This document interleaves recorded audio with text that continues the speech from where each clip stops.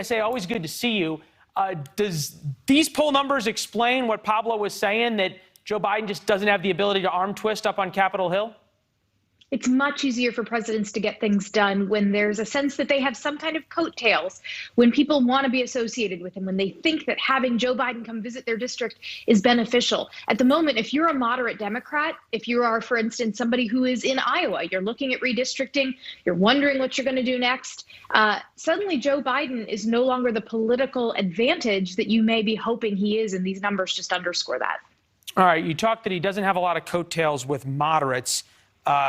Does he have a lot of coattails with progressives?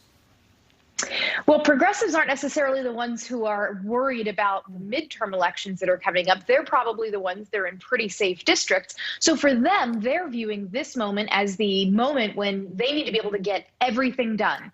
That they're worried that the midterms might mean that their party's out of power, and they're feeling frustrated. Why is our party not doing what we can?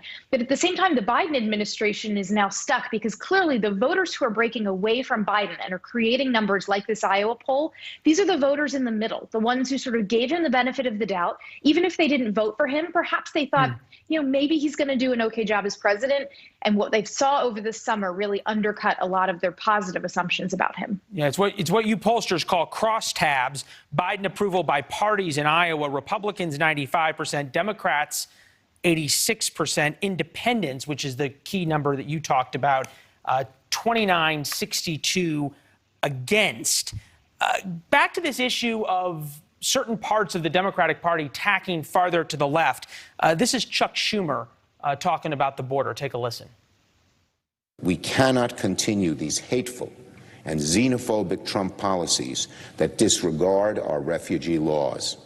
We must allow asylum seekers to present their claims at our ports of entry and be afforded due process. That can't help the moderates that you were talking about. Well, immigration is a challenging issue because it divides the Democratic Party much more so these days than it divides the Republican Party. The Republican Party is pretty unified by saying we need to have a secure border. The level of border crossings and illegal immigration is out of control and we need to fix it. It used to be an issue that divided Republicans, but no longer. Now for Democrats, they are the ones right now where President Biden is the one in charge. There's only so long that you can continue to blame Donald Trump for the policies that your own administration is enforcing at the border, and the fact that it's been on your watch that these border crossings have increased so much. So the Biden administration is doing things that, if Trump was president, would be generating enormous amounts of outrage. But that outrage is a little bit more muted. You're really only hearing it from the progressive Democrats right now. And I think they're viewing that as further frustration with the Biden administration in this current moment, when they're saying, we're in charge. Why are things not going the way that Democrats should want them to go? Yeah, Pablo was pointing that out, just in terms of how thin the margins are. You talk about if these pictures had come during the Trump administration, the pictures of 20,000 people corralled under a bridge and porta potties overflowing in really horrible and awful conditions. I guess we would think about it this way.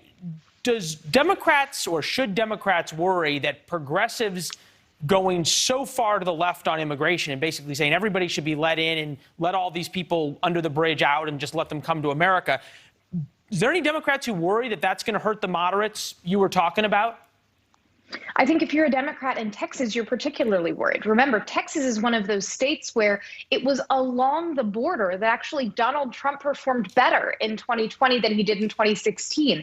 There was a belief that Will Hurd's district, a former Republican member who has a district that sort of stretched around the El Paso area, that was a district the Democrats were going to pick up in 2020. They didn't. That was one of the places where actually folks were looking and saying, if someone's going to secure the border, it was going to be Trump and the Republicans. So if you're a Texas Democrat, knowing that redistricting is coming up, knowing that the congressional map's going to look a little different, it might be even harder for you to get reelected. An issue like this that's putting immigration and the border front and center is probably not one that is particularly favorable to you if you're a Texas Democrat. All right, real quick. So the candidacy of Beto O'Rourke, Democrat, thinking of running for. Okay, you're smiling and smirking. I think that says it all, right? Well, look, Beto O'Rourke's going to raise a ton of money because he remains to an extent, a national Democratic celebrity, but he's got to translate national Democratic celebrity into votes. And he actually did okay when he ran against Ted Cruz, but Ted Cruz still wound up beating him. And then he ran for president, and that was a very unsuccessful run. So you only sort of get so many bites at the apple. And I think Beto O'Rourke would have to prove what's different about him this time that would make him more formidable in an election environment that's probably going to be less favorable to Democrats than it was in 2018 or 2020. Well, noteworthy, he tacked pretty far to the left to run for president compared to where he was running for Senate. Kristen, we're always smarter after we have you on than before. Thank you. Thank you. All right. School board member in Virginia is facing